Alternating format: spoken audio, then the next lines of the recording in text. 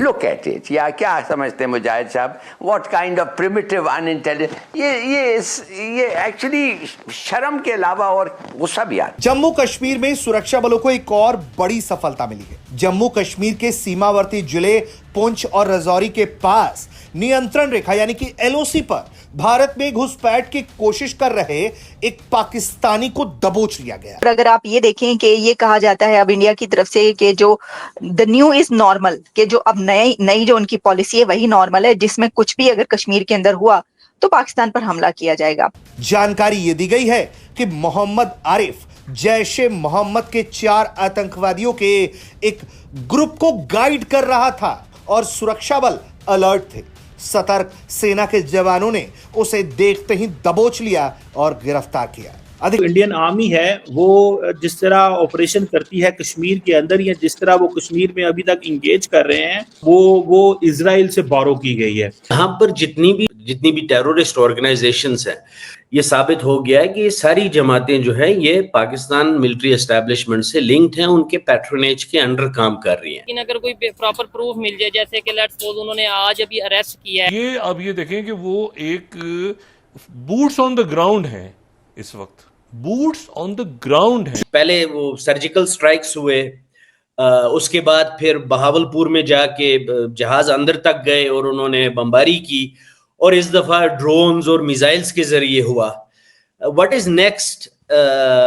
हो सकता है नेक्स्ट ये हो कि इंटरनेशनल बॉर्डर क्रॉस किया जाए। जैसे कहते हैं ना, एक इस तरह की जो अप्रोच है वो सामने नजर आ रही है, and that is where we must look it from this lens.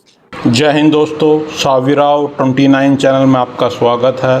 तो जम्मू कश्मीर में भारतीय सेना ने एक आतंकवादी को पकड़ा है जो जैश ए मोहम्मद के 4 आतंकवादियों को भारत में घुसा रहा था। तो भारतीय आर्मी चौकन थी और उन्होंने गोलीबारी करी और एक पाकिस्तानी जो टूर गाइड था उसको पकड़ लिया है।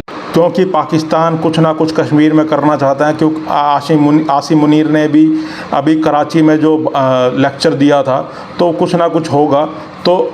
तो हमारी भारतीय नेवी भी एक्टिवेट हो गई है और भारत तैयार है, क्योंकि ऑपरेशन सिंदूर चालू है, वो ख़त्म नहीं हुआ है। तो भारतीय आर्मी ने पाकिस्तानी आतंकवादी को जिंदा पकड़ा है बॉर्डर पे, जम्मू कश्मीर पे।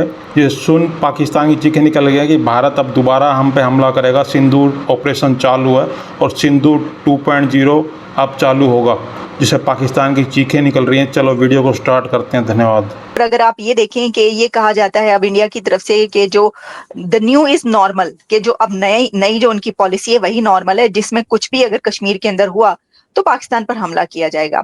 और साथ ही ये भी कि बार बार ये बात कई हलकों की तरफ से, कभी पाकिस्तान की तरफ से, कभी इंडिया की तरफ से, एक तो स्टेटमेंट्स भी पॉलिटिशियंस की आती रहती हैं इसलिए भी, और वैसे भी कहा जाता है कि अगले चंद महीनों में या बहुत जल्द एक और जंग होगी, यानी भारत एक और हमला पाकिस्तान पर कर सकता है। इसके बारे में भी आपकी क्या सोच है? तो मुझे ये लगता है कि अनकरीब एक यहाँ पर कश्मीर में तखरीबकारी बढ़ेगी, और इंडिया ने क्योंकि शुरू से एक बार सेट किया है, और ये बार वो मतलब India also has to look inside within India.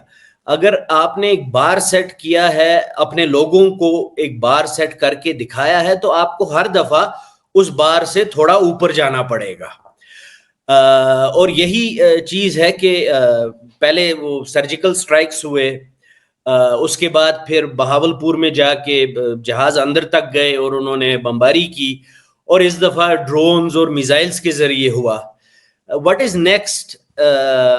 हो सकता है नेक्स्ट ये हो कि इंटरनेशनल बॉर्डर क्रॉस किया जाए और सच में फौजों को तैनात किया जाए बॉर्डर्स पे, और एक इन्फेंट्री जंग है वो भी छिड़ सकती है।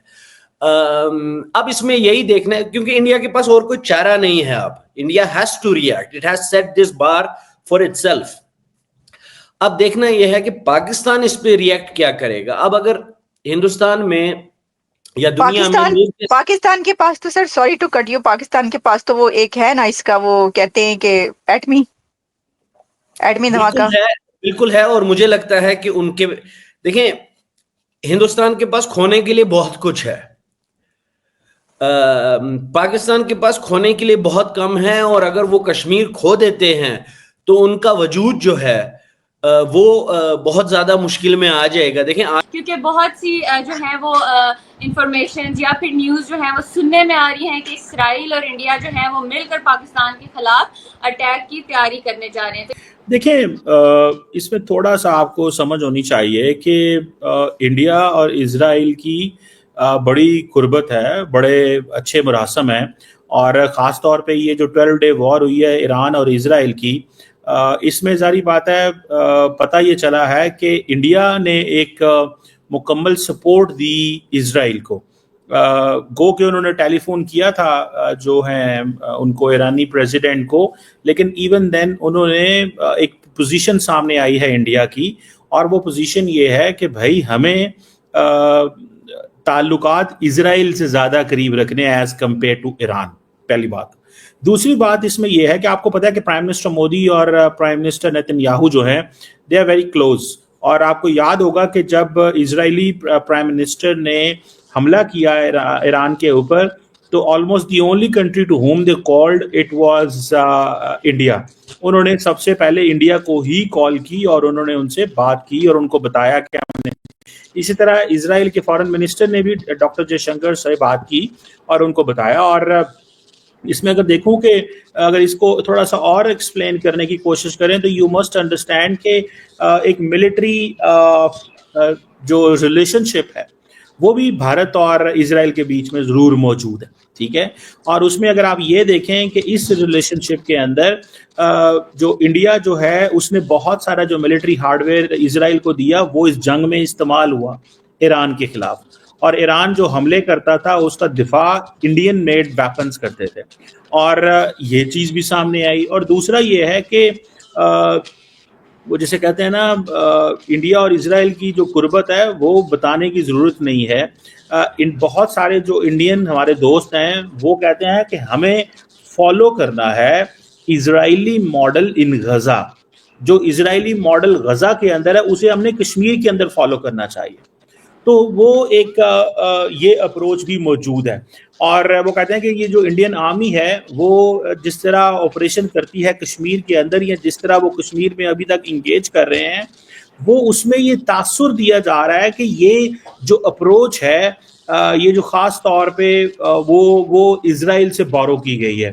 और मोदी साहब और नेतन्याहू साहब की जो मुलाकातें हैं ये दो इंडिविजुअल्स नहीं हैं, इनकी बड़ी important collaboration in terms of ideological सोच भी मिलती है।